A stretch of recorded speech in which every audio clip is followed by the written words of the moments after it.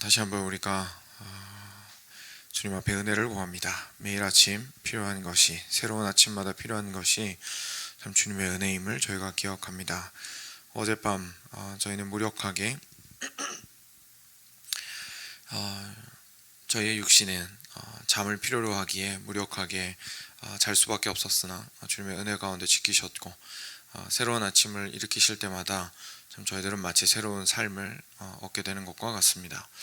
주님께서 우리에게 새로운 에너지를 충전해 주시고 회복시켜 주시고 새롭게 은혜를 주셔서 오늘 새롭게 하루를 시작할 수 있는 힘을 주셨으니, 오늘 하루도 주의 은혜를 구하며 살아갈 수 있도록 하여 주시기를 간절히 간구드립니다.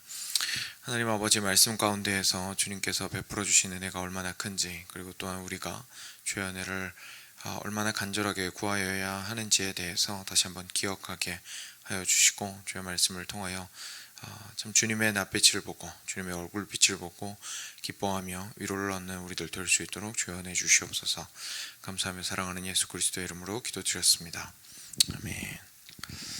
네, 오늘의 시편 81편 같이 보겠습니다. 1절부터 16절입니다. 시편 81편 1절부터 16절 같이 교독하겠습니다. 제가 먼저 한 절 읽겠습니다. 우리의 능력이 되시는 하나님을 향하여 기쁘게 노래하며 야곱의 하나님을 향하여 즐거이 소리칠지어다. 실을 풀며 소고를 쥐고 아름다운 수금에 비파를 아우를지어다. 초하루와 보름과 우리의 명절에 나팔을 불지어다. 이는 이스라엘의 율례요 야곱의 하나님의 규례로다. 하나님이 애굽 땅을 치러 나가시던 때에 요셉의 족속 중에 이를 증거로 세우셨도다. 거기서 내가 알지 못하던 말씀을 들었나니, 이르시되 내가 그의 어깨에서 짐을 벗기고 그의 손에서 광주리를 놓게 하였도다. 내가 고난 중에 부르짖음에 내가 너를 건졌고 우레소리의 은밀한 곳에서 내게 응답하며 무리바 물가에서 너를 시험하였도다. 내 백성이여 들으라, 내가 네게 증언하리라. 이스라엘이여 내게 듣기 원하노라. 너희 중에 다른 신을 두지 말며 이방 신에게 절하지 말지어다. 나는 너를 애굽 땅에서 인도하여 낸 여호와 내 하나님이니 내 입을 크게 열라 내가 채우리라 하였으나 내 백성이 내 소리를 듣지 아니하며 이스라엘이 나를 원하지 아니하였도다. 그러므로 내가 그의 마음을 완악한 대로 버려두어 그의 임의대로 행하게 하였도다. 내 백성아 내 말을 들으라. 이스라엘아 내 도를 따르라. 그리하면 내가 속히 그들의 원수를 누르고 내 손을 돌려 그들의 대적들을 치리니, 여호와를 미워하는 자는 그에게 복종하는 채 할지라도 그들의 시대는 영원히 계속되리라. 또 내가 기름진 밀을 그들에게 먹이며 반석에서 나오는 꿀로 너를 만족하게 하리라 하셨도다. 아멘. 네, 오늘 본문은 어떻게 보면 신앙을 가지고 살아가는 우리들에게 있어서 가장 필요한 것이기도 하고, 그러면서도 가장 기초에 있다고 말할 수 있는 그런 믿음에 대한 표현들인 것 같습니다. 하나님 안에 우리가 속해 있고, 그리고 하나님이 우리의 참된 하나님이 되셔서 우리를 구원하신 것을 기억할 때에 오늘의 어려움 가운데에서 주께서 공급하시고 베푸신다는 것을 아는 사람이 이걸 하나님께 아뢰고 그리고 찬양하는 부분입니다. 네, 오늘 좀 특별한 것은 그 중반 이후에 계속 등장하는 그 화자가 말하는 사람이 하나님 자신이십니다. 그래서 하나님께서 이스라엘 백성들한테 뭐라고 하시는지를 직접적으로 우리한테 들려주시는 말씀입니다. 그래서 함께 천천히 보겠습니다. 처음에 이렇게 노래합니다. 우리의 능력이 되시는 하나님을 향하여 기쁘게 노래하며 야곱의 하나님을 향하여 즐겁게 소리를 칩니다. 실을 읊고 소고를 치고 아름다운 수금에 비파를 아우릅니다. 초하루와 보름과 우리 명절의 나팔을 붑니다. 이것이 이스라엘의 율례고 야곱의 하나님의 규례입니다. 라고 노래하고 있습니다. 처음에 하나님을 표현한 그 표현이 눈에 좀 가장 강렬하게 들어오는 것 같습니다. 우리 하나님은 우리의 능력이 되시는 하나님이십니다.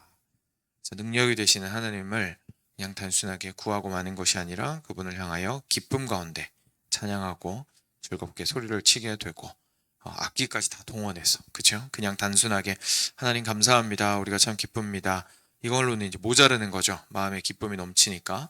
그래서 하나님께 너무 감사해서 악기까지 다 동원을 해서 가지고 있는 음악적인 그 스킬들을 가지고 주님을 향해서 아름다운 소리를 올려드리고, 하나님, 당신이 이렇게 우리의 능력이 되시는 분이시고 야곱의 하나님이셔서 우리를 구원하기를 기뻐하시는 분이십니다 라고 찬양하고 있습니다. 그리고 초하루와 보름과 명절에 하나님께서 이제 이스라엘 백성들이 함께 모여서 하나님께서 행하셨던 일들을 기억하고, 그리고 하나님을 찬양하고 하나님의 말씀을 듣고, 그리고 제사를 통해서 죄에서 깨끗하여지고, 그리고 다시 한번 새롭게 마음을 다듬고 주께 헌신하고 하나님 그 모든 일들을 하라고 하셨던 각 절기를 이제 여기에 좀 쓰면서, 하나님 그때마다 우리가 너무너무 기쁨 가운데 주님을 찬양합니다 라고 부르고 있고요. 이것이 이스라엘과 야곱의 규례라고 고백하고 있습니다. 그래서 가장 먼저는 하나님께서 우리에게 어떤 분이 되시는지를 찬양하고 높이고 있습니다. 사랑하는 여러분, 저희가 하나님께서 저희의 삶 가운데에서 주신 이제 신약 시대를 살아가는 우리들이라 할지라도 신앙 생활이라고 소위 말할 수 있는, 어떻게 보면 가장 기본적인 단위들이 있습니다. 우리가 당연히 하나님의 말씀에 깊이 들어와서 묵상하고, 그리고 읽고, 그리고 심지어 공부하고 외우고 깨닫고자 애쓰고 묵상하고 해야 하는 것이고, 그리고 기도도 해야 하고, 그리고 주일날 와서 함께 공예배를 드리고, 그리고 그 이후의 시간에 또 이렇게 아침 시간을 저희가 할애를 해서 주님 앞에 나온다든지 하는 방식으로 저희의 영혼의 경건을 추구하고자 하는 것이, 오늘 우리가 구약시대를 살고 있진 않아도, 그리고 유대인은 아니어도 우리가 할 수 있는 것들이고 해야 하는 것들입니다. 그런데 이것들을 이제 왜 하는지에 대해서 저희가 이유를 잊으면 안 되겠죠. 사실 이 가운데에서 단순하게 저희가 다른 종교들이나 또는 단순하게 사람들이 종교에 대해서 생각해서 그냥 내가 정성을 들이면 하나님께서, 내가 믿는 신이 이렇게 감화되어서, 그쵸? 아유, 정성이 참 갸륵하네 이러면서 이렇게 자신의 능력을 통해서 조금 보따리를 풀고 내가 구했던 것을 들어주시는 것이 우리 신앙이고, 그래서 우리가 이 신앙생활을 해 나간다라고 생각하는 그 오해를 우리도 하면 안 되겠죠. 우리가 참으로 하나님 앞에 나아오는 것은 하나님이 우리의 이미 능력의 하나님이시기 때문에 그 하나님을 향한 찬양과 감사의 마음이 감동이 되고, 그것이 우리 마음에 가득히 찼기 때문에 주를 높이고 주를 향하여 노래하고 찬양하는 것이, 그리고 주의 말씀 앞에 기쁨으로 귀를 기울이는 것이 우리 마음의 소원이기 때문입니다. 그래서 과연 내가 그런 마음으로 하나님 앞에 나오고 있는가를 다시 한번 좀 돌이켜 볼 필요가 있습니다. 제가 굉장히 많이 강조하는 것 중에 하나가 그리스도인에게 기쁨은 선택이 아니라 필수라는 것을 자주 강조를 하곤 하는데요. 그 이유는 결국 우리가 기쁨이 있다는 것은 그래야만이 기꺼이, 그죠? 우리나라 표현이 참 그 기껍다는 표현이 너무 좋은데, 기꺼이라는 것이 기뻐서 자발적으로 이런 뜻이죠. 그러니까 기꺼이 하나님 앞에 나와서 순종하게 된다는 것이 그 기쁨에서 출발하기 때문에 그렇습니다. 근데 그 기쁨이라는 것은 결국 하나님이 누구신지를 깊이 아는 데서 출발하죠. 그래서 하나님을 바라보고, 우리 하나님이 그렇지, 구원의 하나님이시고 능력의 하나님이시지, 그리고 그분이 그렇다라는 사실이 나를 너무나 기쁘게 하고 오늘도 소망에 가득 차게 하는구나. 오늘이 특별한 날이라면, 예를 들어서 주일이라면, 저희가 함께 지키고 있는 좀 특별한 날들이라면 더 그것이 부담으로 다가오는 것이 아니라, 우리 하나님께 더 많이 감사할 수 있고 기뻐할 수 있는 날이구나 라는 걸 기억하면서 주님께 찬양하는 우리들의 모습이 되어야겠습니다. 계속해서 보겠습니다. 그래서 5절을 보시면요, 이렇게 주님을 찬양하고 난 사람이, 시인이 이렇게 말합니다. 하나님이 애굽 땅을 치러 나가시던 때에 요셉 족속 중에 이를 증거로 세우셨도다. 다시 말해서 하나님의 능력과 구원이 애굽에서 있던 이스라엘 백성들을 출애굽시킬 때 온전히 드러났다라는 이야기를 하고 있습니다. 그런데 재밌게도 거기서 내가 알지 못하던 말씀을 들었나니 라고 이야기합니다. 다시 말해서 하나님께서 자기 자신을 드러내시기 전에는 한 번도 어디서 이런 얘기를 들어본 적이 없다는 겁니다. 그래서 그 들어본 적이 없는 이야기에 대해서 이어지는 내용들이 쭉 나오는데 모두 하나님의 입술을 빌린 표현들입니다. 지금부터는 하나님께서 말씀하시는 부분이죠. 이르시되 내가, 이제 하나님입니다. 내가 그의 어깨에서 짐을 벗기고 그의 손에서 광주리를 놓게 하였도다. 네가 고난 중에 부르짖음에 내가 너를 건졌고 우레소리의 은밀한 곳에서 내게 응답하며 무리바 물가에서 너를 시험하였도다. 자, 이 말씀을 지금 그 시인이 들어본 적이 없다고 얘기를 하고 있는 겁니다. 정말 그렇습니다. 하나님께서, 신이, 모든 것들을 가지고 계신 분이 우리를 향하여서 먼저 다가오시고, 그리고 구원의 손길을 뻗으시고 자기 능력을 우리를 위해서 사용하시고, 그리고 아낌없이 그렇게 하시고 하는 일들은 뭐 그 당시에 다른 신들에게서 들어볼 수가 없는 것이었습니다. 그런데 하나님께서 그렇게 하셨고, 그리고 지금까지 시편 보면서 아마 좀 느끼셨는지 모르겠지만 이스라엘 백성들이 정말로 많은 일들을 겪었는데 항상 어디로 돌아갑니까? 이야기가 출애굽으로 돌아가죠. 그러니까 출애굽 사건이 얼마나 중요한 사건인지를 저희가 시편을 통해서 아마 좀 느끼셨을 것 같은데, 성경 전체에서 출애굽 사건은 어떻게 보면 가장 중요한 시작점이라고 이야기해도 과언이 아닐 정도의 사건입니다. 물론 이제 개인으로 들어가면 아브라함이라든지 여기가 중요해지긴 하지만 전체 이스라엘 공동체를 하나님께서 눈에 보이도록 구원하시고 하나님의 백성을 만들어 가시는 과정이 보이기 시작한 것이 출애굽 사건이었기 때문이죠. 그래서 오늘도 그때 얘기로 다시 돌아가서 주님을 찬양하며 기억하고 있는 겁니다. 그런 얘기를 듣도 보도 못했다 이겁니다. 하나님께서 어떻게 자기 백성, 엄밀히 말하면 아직 자기 백성이 아닌 거죠. 그런데도 거기에 애굽에서 부르짖는 그들을 은혜로, 긍휼로 바라보셔서 끄집어내시고, 그리고 시내산 아래에서 언약하셔서 자기 백성 삼으시고 아브라함과 이삭과 야곱과 맺으셨던 그 언약을 이 백성 안에서 끝까지 이어가기로 작정하셨는지, 와, 내가 이것을 들어본 적이 없노라 라고 이야기하고 있습니다. 그리고 나서 무리바 물가에서 너를 시험하였도다 라고 얘기하는데요. 이 또한 마찬가지입니다. 하나님께서는 단순하게 출애굽 시키신 것이 아니라 거기서 자기 자신을 계속해서 광야에서 드러내셨고, 그리고 그것뿐만 아니라 목마를 때에 바위를 쳐서라도 물이 나오게 하셨고, 쓴물이 단물로 바뀌게 하셨고, 여기에는 언급되지 않았지만 배고플 때에 만나와 메추라기로 사람들의 배를 채우셨던 분이 바로 하나님이셨습니다. 근데 특별히 이제 무리바물에 대해서 이야기를 하는 것을 보면 또 한 가지 저희가 한 단계 더 나아가서 깨닫게 되는 것이, 하나님께서 이스라엘 백성들을 데리고 나오신 것이 그냥 단순하게 잘해주려고 데리고 나온 게 아니구나라는 사실을 깨닫게 되는 대목이기도 합니다. 시험하셨다라는 것은 그냥 가만히 원하는 대로 하도록 내버려 두지 않으셨다는 거죠. 그죠? 시험이라는 것은 결국 하나님 저 이거 하고 싶어요 라고 하면 그래 이렇게 주면 전혀 시험이 아니죠. 그건 그냥 다 달라는 대로 해주는 거니까요. 근데 시험하셨다라는 것은 주세요 라고 하면 정확하게 깨닫게 해주시는 겁니다. 너희를 위하여서 이 모든 것들을 공급하는 자가 나니라. 미리부터 배고프기 전부터 만나와 메추라기 주셨을 수도 있고, 불평하기 전에 미리 막 천막도 좋은 거 깔아주고, 그죠? 이렇게 다 해주셨을 수도 있고, 물 달라고 하기 전에 수통에 물이 매일마다 차도록 해주셨을 수도 있지만, 배고플 때까지 기다리셨고 목마를 때까지 기다리셨고, 사실 어떻게 보면 반역할 때도 어느 정도 반역할 때까지 기다리셨던 것을 저희가 보게 됩니다. 그러니까 결국 이 모든 과정이 인간인 우리 입장에서는 야속하게 보일 수 있지만요, 사실 하나님 입장에서는 큰 목적이 있으셨기 때문에 그렇게 하셨던 것이죠.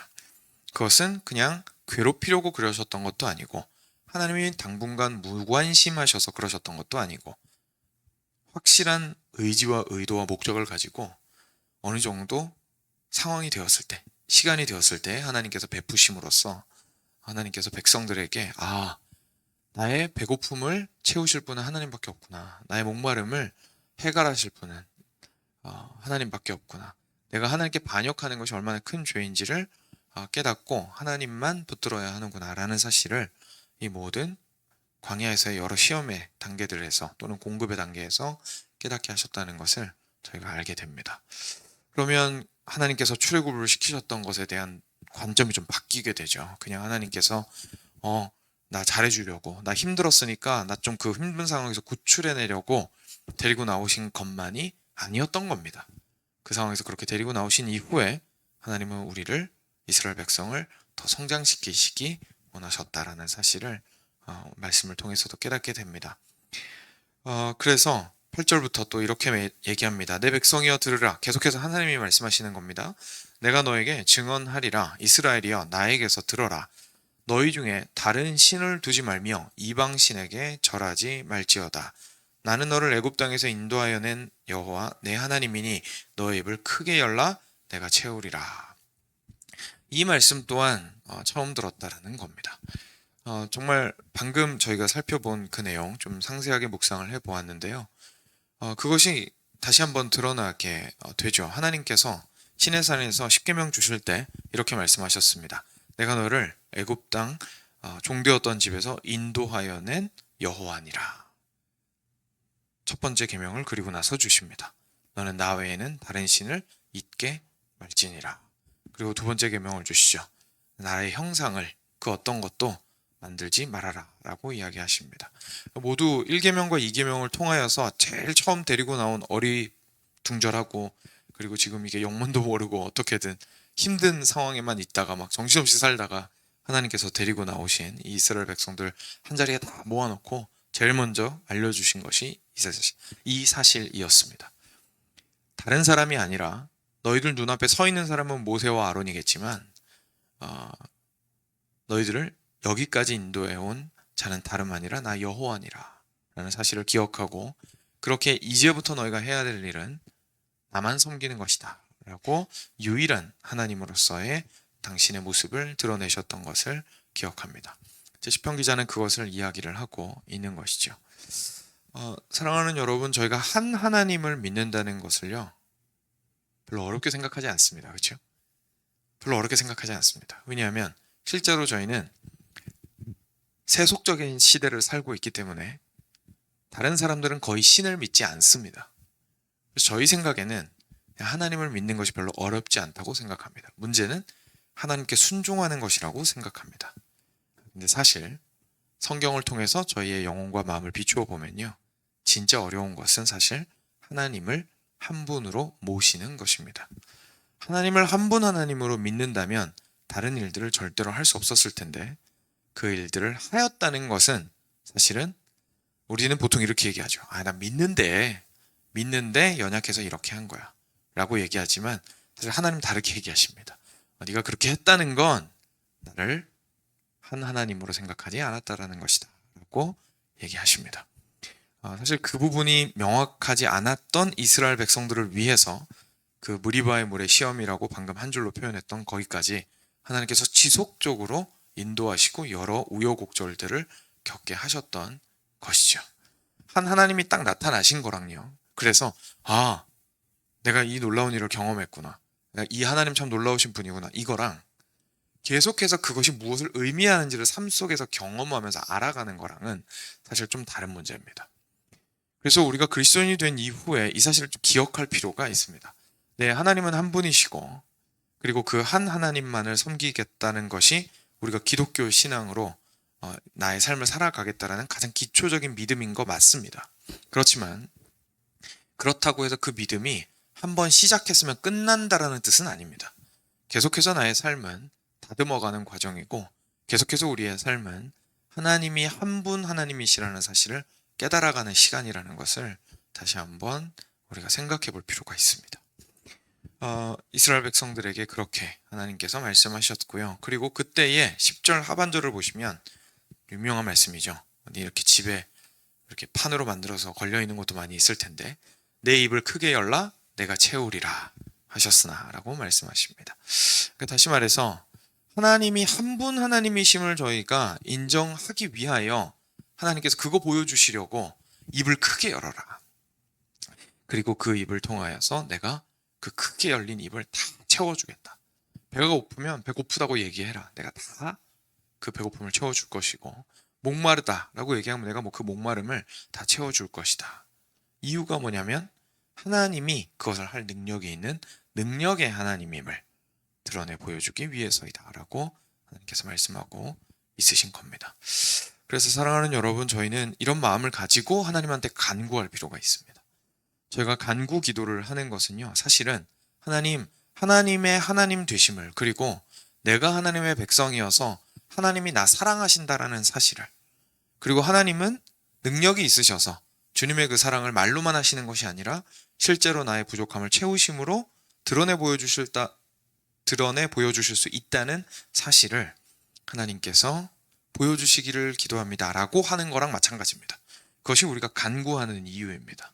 그래서 우리가 항상 하나님 앞에 기도할 때에 간구 기도를 해야 하고, 우리 삶의 어려움이 작은 것이나 큰 것이나 이런 것들을 가지고 나아가야 하는 이유는 그 자체가 하나님의 하나님 되심을 인정하는 것이고, 그리고 하나님께 내 삶에서, 오늘도 하나님께서 내가 나를 증언하였노라 라고 표현하셨는데, 하나님께서 스스로를 증언하시기를 요청하는 것이기 때문에 간구기도는 참 소중한 것입니다. 그래서 단순하게 하나님과 거래하는 것이라고 생각을 하면 완전히 오해하고 있는 것이겠죠. 내가 뭘 잘해서 기도를 할 때에 하나님이 잘해주실 거야 라는 것을 거래 방식으로 이렇게 생각을 하게 된다면 우리는 간구기도에 대해서 크게 오해하고 있는 것입니다. 우리가 하나님께 온전히 간구하는 것은, 입을 벌려 하나님께 채워달라고 부르짖는 것은 하나님의 하나님 되심이 나의 삶 가운데 드러나기를 요청하는 것임을 저희가 기억하고, 하나님을 간절히 원하고 사랑하는 사람일수록 오히려 참 작은 것까지도 주님 앞에 쭈루루 달려와서 간구하고 바라게 된다는 것을 제가 좀 기억해 볼 필요가 있겠습니다. 그래서 이런 맥락에서 계속 말씀이 진행이 됩니다. 내 백성이 내 소리를 듣지 아니하며 이스라엘이 나를 원하지 아니하였도다. 그러니까 이렇게 하나님께 구해야 되는데, 하나님께서 그 다음에 책망하시는 것이, 너네가 그랬어야 했는데 한 하나님이 아니라 다른 신들을 섬기며 그들에게 가서 너희의 원함을 아뢰고 나한테 와서는 간구도 안 하고 나를 원하지 아니하였도다 라고 하나님께서 말씀하고 책망하고 있으신 거죠. 그래서 13절부터 마지막 결말을 지으십니다. 내 백성아, 내 말을 들으라. 그러니까 딴 데 가지 말고 내 말 들어라. 이스라엘아, 나의 도를 따르거라. 그리하면 내가 속히 그들의 원수를 누르고 내 손을 돌려 그들의 대적을 칠 것이다. 다시 말해서 너희들의 위협과 어려움 가운데서 내가 너희를 구원해 낼 것이다. 그러니 하나님으로서 나를 찾거라 라고 하나님이 말씀하십니다. 15절 말씀이 조금 번역이 헷갈리게 되어 있어서 정돈을 해서 말씀을 드리면요, 15절이 여호와를 미워하는 자는 그에게 복종하는 채 할지라도 그들의 시대는 영원히 계속되리라 이렇게 돼 있는데, 갑자기 반대되는 말이 나온 것 같죠. 그래서 제가 좀 설명을 해드리면, 이게 왜 그러냐면 시편이 다 시로 써 있었어요. 히브리어가 굉장히 짧게 써 있습니다. 그러다 보니까 예를 들어서 여기에서 채할지라도, 그리고 영원히까지는 있는데 계속되리라, 이런 표현들은 사실 원어에 그대로 단어로 들어가 있는 게 아니라 맥락상 이런 의미일 것이다라고 판단을 해서 이제 적은 부분이거든요. 그런데 사실 히브리어 원어에는 들어가 있지가 않습니다. 그래서 히브리어 원어를 좀 보았을 때에 맥락에 어울리게 이해를 해보자면, 여호와를 미워하는 자는, 여기까지는 똑같고요, 하나님에게 복종하는 것이 갈수록 하나님께 복종하게 될 것이라 라는 뜻입니다. 네, 여호와를 미워하는 자는 그에게 복종하게 될 것이고, 그리고 그들이 하나님께 반역했던 그 시대는 영원토록 계속되지 않을 거다라는 얘기입니다. 네, 여기에서 이제 계속되리라랑 계속되지 않을 거라는 완전 반대말인데, 그게 왜 그러냐면 히브리어에는 영원히까지만 써 있습니다. 그러다 보니까 이제 뒤에 계속되리라는 그 문맥에 의해서 해석을 좀 해야 되거든요. 그래서 그들의 시대가 영원히 계속되지 않을 것이다 라고 보는 것이 더 좋겠습니다. 그리고 16절에 또 내가 기름진 밀을 그들에게 먹이고 반석에서 나오는 꿀로 너를 만족하게 하리라 라고 말씀하십니다. 사랑하는 여러분, 오늘 말씀을 통하여서 저희가 짧게 정리를 해보자면 기억했으면 좋겠습니다. 우리의 신앙 여정이라는 것이요, 간구하는 기도가 절대로 수준이 낮은 것이 아닙니다. 어떤 마음으로 간구하냐가 중요합니다. 그리고 가장 먼저는 간구하지 않는 것이 사실 더 심각합니다. 우리가 간구하지 않고 뭔가 하나님께 나 스스로 자신의 삶을 잘 꾸려나가고 그리고 자신의 어떤 신앙적인 부분이나 내가 생각했을 때 영적으로 중요하다고 생각하는 부분들을 아뢰는 것만이 좋은 기도라고 생각하는 분들이 간혹 있습니다. 그렇죠? 그렇게 가르치는 분들도 있고요. 그런데 성경은 그렇게 말하지 않습니다. 하나님께 나아갈 수밖에 없게 우리는 연약한 존재로 창조되었고 하나님께 나아오는 것을 하나님은 기뻐하십니다. 단지 문제는 하나님께 나오는 것을 거래 관계로 생각하는 것이 문제일 뿐입니다. 그래서 내가 하나님께 어느 정도 하면 하나님이 나한테 해주실 거야. 뭐 해주시면 감사하는 게 아니라 그동안 내가 한 게 있으니까 이렇게 생각하는 거죠. 내가 한 게 있으니까 하나님도 이렇게 해주신 거지. 이렇게 생각하고 그리고 여기서 열심히 하나님이랑 거래했다가 여기 하나님께서 모반응이신 것 같으면 그 다음 어떡합니까? 옆집 가서 문 두드리는 거죠.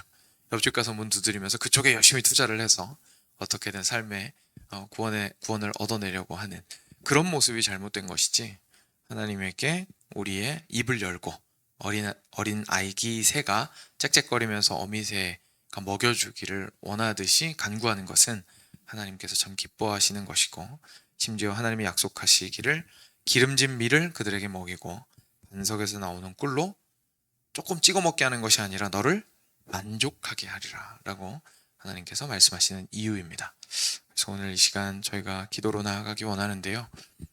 우리의 간구를 들으시기를 기뻐하시는 하나님에게 우리의 삶의 필요와 간구들을 들고 나아가기를 원합니다. 기도하겠습니다.